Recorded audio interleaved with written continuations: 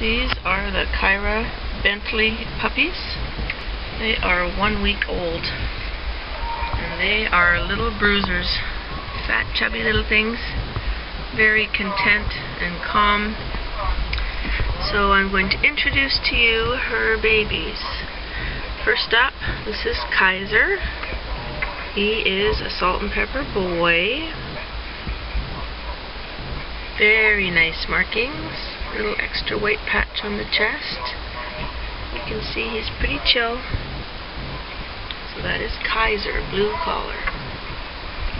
This is King with the green collar. He is slightly smaller than his brother. Got the white on the back toes. So very nice color. These two are going to look just like Mom. Actually, they're all going to look just like Mom. And then the girls, we have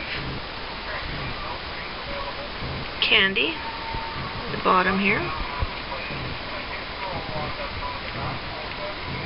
She's got white on her feet on the back and a little white patch on the chest. This is the smallest of the puppies, but they're all within about 3 ounces of each other, so not much difference. And this is Crystal. Crystal is the last girl. Salt and pepper. White on the chest, white on the toes. Very pretty, mellow little sweetie. So there you go.